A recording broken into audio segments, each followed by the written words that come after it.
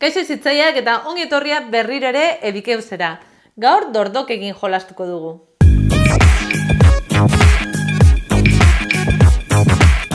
Aste honetan programatzaile txikientzako joku bat ekartzen dizut. Robot Turtles. Mai joku bat da eta berarekin landu dezakegu pentsaera konputazionala txikiekin inongo teknologia erabili barik. Berriro, bueltatzen gara informatika deskonektatura. Baina, guazen ikustera nolakoa den barrutik eta zelan jolasten den. Haze da jokua, ikusten denez, gomendatuta da 4 urtetik aurrera eta 2 edo 5 jokalari.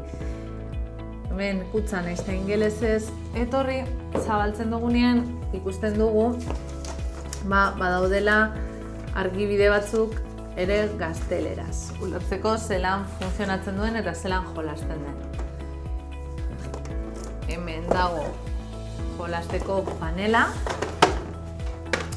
Eta hemen ditugu beste osagaiak. Alde batetik,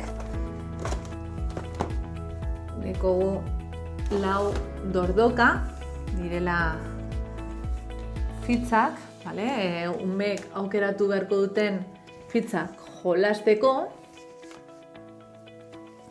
eta hemen harribitzi batzuk gure dordokak lortu behar dutenak. Orduan, zertan datza jokua? Umeek bilatu beharko dute bidea heltzeko bere harribitzira. Horretarako ze beharko dute? Holako kartak, mazo hau, karta ezberdinekin.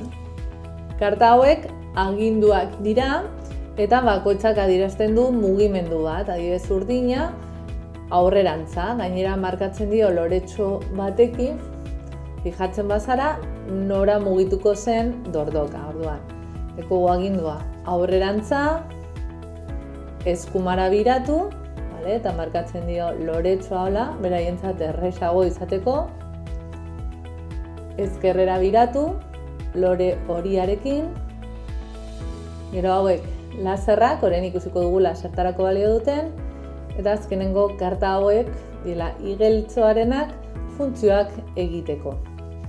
Orduan, zelan jolasten da? Ume bakoitzak aukeratu beharko du zelan mugitu bere dordoka ona heltzeko eta horretarako agindu sekuentzia osatzen jun beharko du. Ez horrela,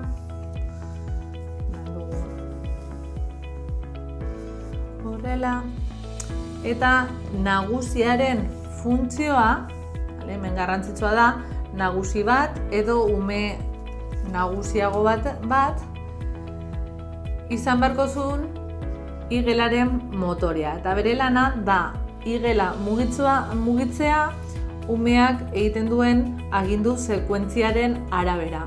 Baina ez du mugitu behar edo nola.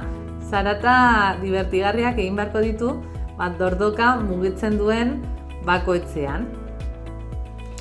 Hau izango zen joku jolasteko erarik sinplena. Baina konplikatu dezakegu asuntoa.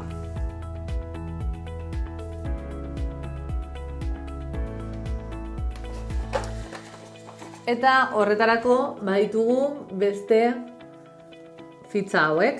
Alde batetik dekogu dorrea, hauek ezin dituzte igelak pasatu. Beste aldetik ditugu kutzak eta hauek arrastaka egin dezakete dordokak, beti ere hemen dorreren bat ez dagoenean, eta beste dorre mota hauek direla izotzarenak eta urtu egin aldirenak laser karta honekin. Karta hau erabilita, buelta emango genioke dorre honi eta umea pasatu ahal izango zuen gainetik txarko txiki bat. Zer gertatzen da, umeak egindako agindua txarto baldin badago edo akatsa bat osatzen baldin badu? Horretarako edukiko du ume bakoitzak holako karta bat, bakena, eta ikusten badu jarritako agindua